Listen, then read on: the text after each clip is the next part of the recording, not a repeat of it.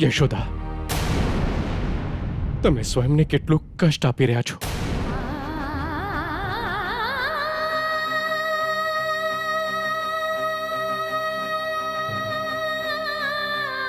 તો પછી હું શું કરું?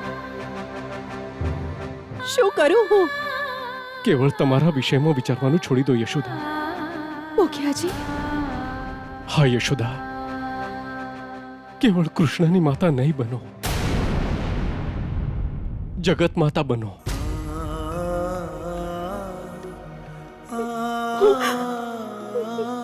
હું કાન્હાને ગુમાવવા નથી ઈચ્છતી. તમને શું લાગે છે યશોદા? શું હું કૃષ્ણ સાથે નથી રહેવા માંગતો? તો પણ આપ મને કહો છો કે હું કૃષ્ણને જવા દઉં? આપણી પાસે કૃષ્ણના કૃતજ્ઞ રહેવાનો આ જ એક માર્ગ છે યશોદા. કૃતજ્ઞ? હા યશોદા, કૃષ્ણએ આપણા જીવનમાં આવીને આપણને જે આનંદ આપ્યો છે, જે સુખ આપ્યું છે, આપણા જીવનને જે કૃતાર્થ કર્યું છે, એ માટે આપણે કૃષ્ણનું કૃતજ્ઞ રહેવું જ જોઈએ ને યશોદા. જો આપણે પણ સ્વાર્થી થઈ ગયા તો પછી આપણામાં અને કંસમાં શું અંતર રહી જશે યશોદા? કૃષ્ણ આપણો પુત્ર બનીને રહ્યો છે યશોદા. એ આપણું પરમ ભાગ્ય છે. પરંતુ આપણે એ ન ભૂલવું જોઈએ કે કૃષ્ણ આપણું નથી. ના, કૃષ્ણ આપણો જ છે. કૃષ્ણ આપણો છે. કૃષ્ણ કેવળ આપણો જ નથી યશોદા.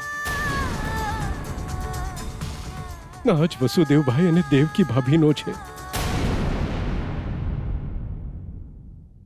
કૃષ્ણ તો સંપૂર્ણ વિશ્વનો છે. ત્યારે જ તો ગોકુળની ગાયો કૃષ્ણને સ્વયંનો માને છે. ગ્વાલણ અને ગોપીઓને કૃષ્ણ એમનો લાગે છે.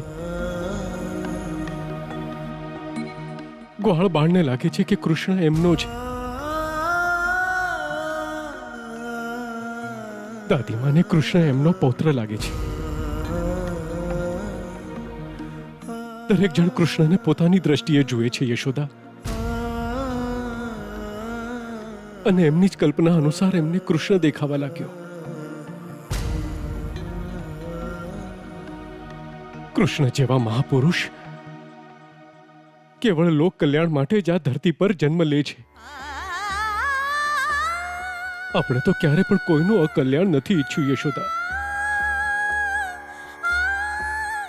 તો પછી આવી આપાત સ્થિતિમાં કૃષ્ણને પ્રતિબંધિત કરીને આપણે વિશ્વનું અકલ્યાણ કેવી રીતે કરી શકીએ? આપ જ જણાવો, હું શું કરું?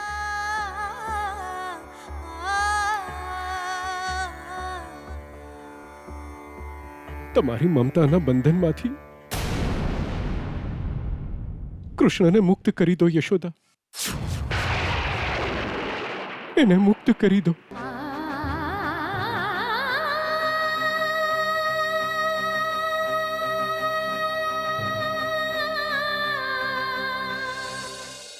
શું સમાચાર છે રક્ષક?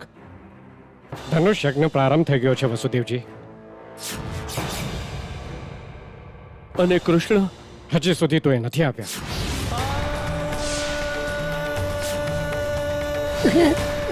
તો જાઓ, કૃષ્ણને શોધો અને એને મથુરા લઈ આવો. સ્વામી, હા?